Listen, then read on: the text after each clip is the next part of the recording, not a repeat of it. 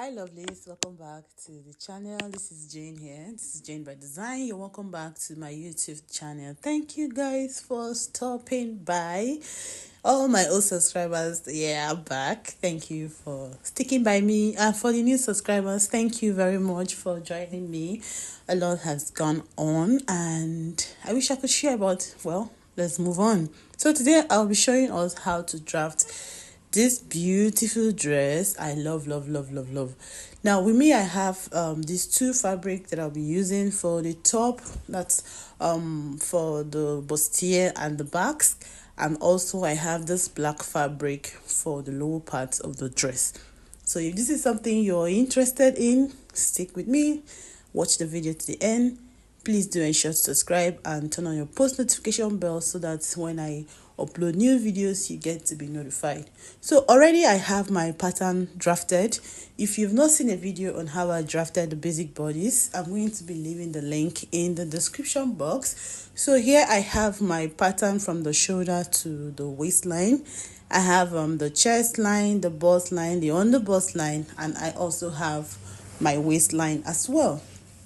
So now to begin with, what I'm going to be doing is to increase my neckline.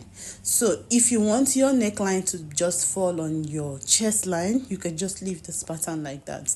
But for this, I'm going to increase my neckline. And what I did was to measure the distance from my bust to the under bust. And what I had there was 3 inches.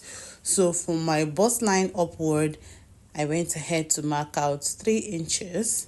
And this would be a new neckline for this pattern. So that is the basic modifications that I made for this pattern. Like I said, if you don't know how to draft a basic bodice, I'm going to leave the link. The channel is packed. I have a video on how to draft basic bodice. And yeah, for beginners, you can go watch it. So for us not to get too lengthy on the video, we're just going to move straight into it. Now, moving on, we are going to be imputing our darts. And for you to do that, you need your bust span. That is the distance from one nipple to the other.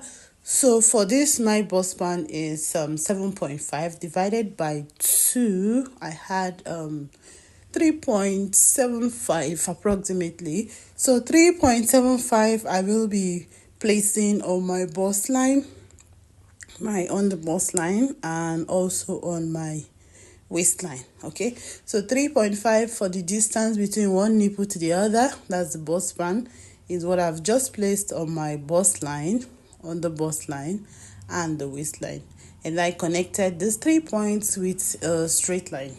Okay, so moving up onto the shoulder line. So for my shoulder, I'm going to be dividing them by 2. So you take your tape and place it on your shoulder line and get the midpoint. So the midpoint, whatever it is you've gotten, you place a mark at your midpoint. So this is a technique on how to divide whatever you want to divide. You can see what I'm doing on my tape. So for those of us who do not want to use calculators every time, you can just go ahead and divide with your tape. So that's what I have just done right here, and I've gotten the midpoint on my shoulder line. I'm going to be connecting from my shoulder line down to touch the bust point. So you see we have 2 lines running from the shoulder to the bust line and from the bust line down to the waist. All right, now that we've gotten this, we need to work on the neckline so that it doesn't kind of fall off when we finally decide to make this pattern into a dress.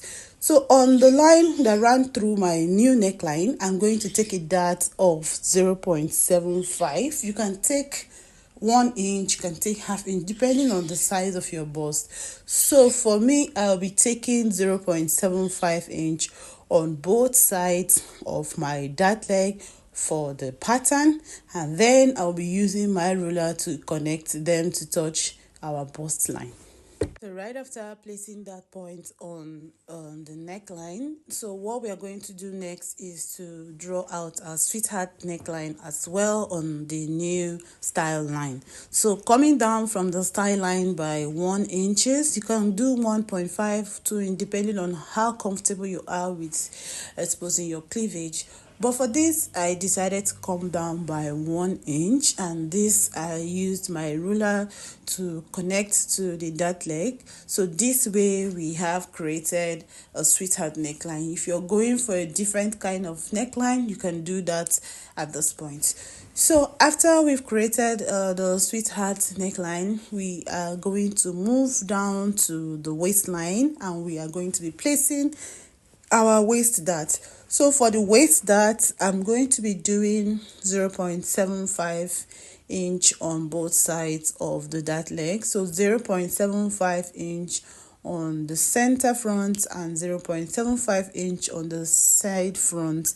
And this I'm going to be reconnecting back to touch our bust line. You can see what I have just done. It's that easy. I took a dart of 1.5 inch. 1.5 inch divided by 2, that is 0.75 on both sides. So after reconnecting the dart legs to touch the bust line, I went back to my waistline and divided my waist circumference by 4, and whatever value I got, I put it on the line. Then I measured out my dart, the total amount of dart that I took on my waist. I replaced it back at the side, and next I went up to my chest line. Now, because we took a dart that is running across the chest line, you need to remark your chest line and also measure the quantity of dart you have running across your chest line, and then replace it back on your chest line. So that's what I've done here. After measuring the dart, I had like 0.75 thereabouts. I replaced it back on my chest line.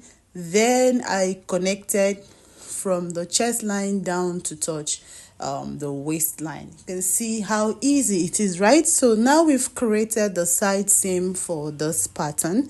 The next thing to do is to take the dart for the underbust, right? So we are going to be doing an underbust tightening, and because this is a bustier, you actually need to do an underbust tightening, but you can choose to leave yours like this if you're comfortable at this stage.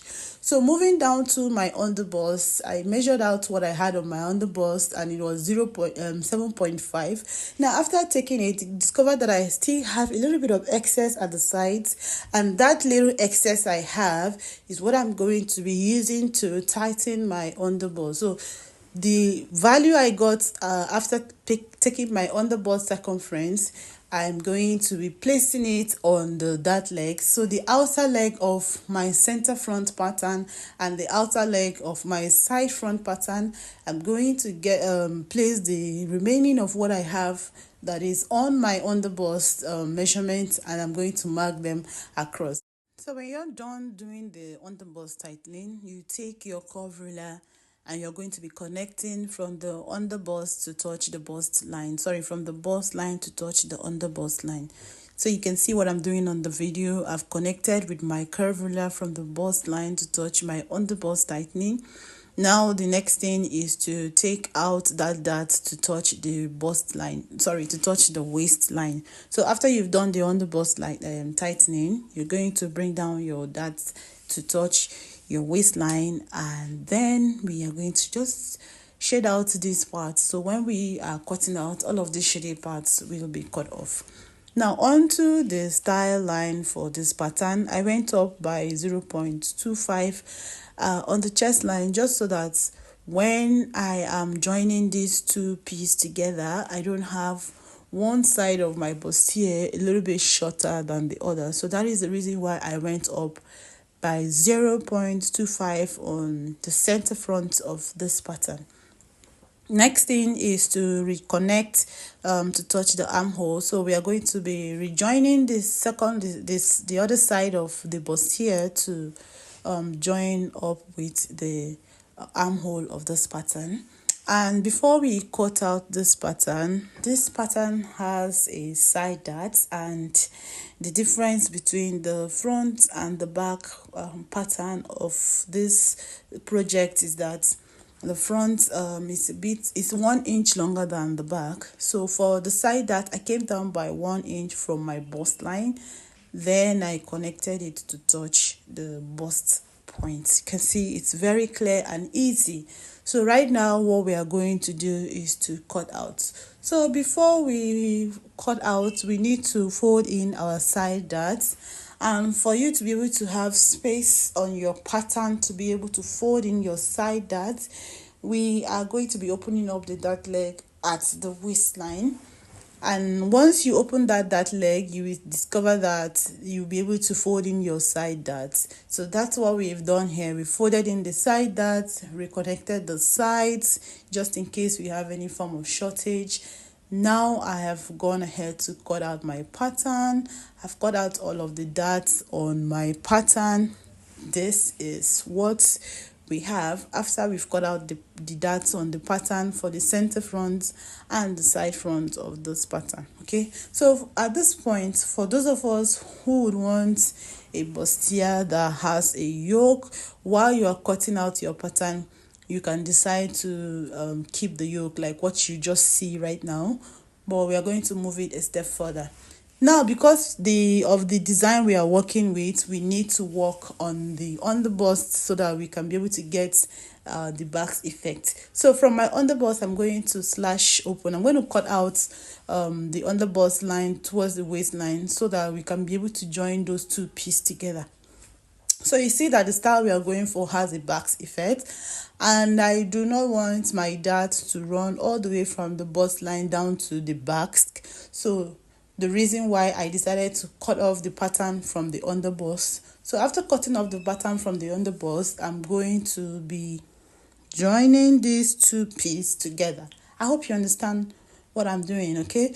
So I'm going to be joining these two pieces together so that we have just one single piece. And after we've gotten one single piece, we are going to be placing this one single piece on a different pattern paper so that we can draw out our basque effect. So now we've taped our waistline onto a new pattern paper. From the waistline, we are going to take the basque effect. So the length of the basque we are working with here is 4.5, and I marked that on the paper and I went ahead to rule a straight line across. So after that, I took my curve ruler and then I connected from the side of my waist to touch the basque effect at the center front of this pattern. So you can see how simple and easy it is. So after doing this, the next thing was to cut out this pattern. So by cutting off from the waist to the underbust and joining the two pieces together, that way it has given us just one piece from our underbust down to the basque, and that is what we're going for this design. So now after cutting it out, I'm just going to go ahead and label it, put on my grain line so that when I'm ready to sew this pattern, I know which direction to place it on my fabric when I'm about to join them together. So this is what it looks like for the front. This is what the bustier looks like for the front, and this is what our backs looks like as well. So like I said previously, if you wanted to add a yoke to yours at this point, you can go ahead and bring back the yoke that we cut out and do a different design for yours if you are not going for this design. So now we are done with the front. We are moving on to the back. The back is quite easy and simple. Like I did for the front, I have my pattern already drafted. The zippers allowance is there. The bust line is there. The waistline is there. And the shoulder line is there, the armhole line is there, the chest line is there for the back. This is just so that we don't have this video too long. And if you notice at the back, I already did the zipper bulge alteration for the back so that we can speed up the process. Like I said, if you're new to the channel, please watch. I have done a detailed video on how to draft this on the channel already, so please go check it out. So on my waistline, I'm going to start imputing the dart for the waist. Now for the waist, I'm going to mark out my waist circumference divided by 4, which is what I have just placed on my waistline. Then I'll be adding a dart of 1.5 inch as well for the back. I've marked it also on the waistline. Now I'm going to take my bust span divided by 2, which is exactly what I did for the front, which is 3.75. I'm going to mark that on my bust line and also on my waistline. So because I also want the style line for my neck, for the back to also be high, I'm going to go up by 3 inches also for the back. So I decided to do what I did for the front for the back. I wanted the back to be a little bit higher at this point, so I went ahead to increase my neckline for the front, sorry, my chest line for the back by 3 inches from the bust line. Okay, so now you see on my back pattern I have a new chest line for the back. Now we will continue with the dart placement. For the new neckline, we are going to also be connecting our dart there as well. So we've marked out our bust span on the line and we connect all the 3 points together.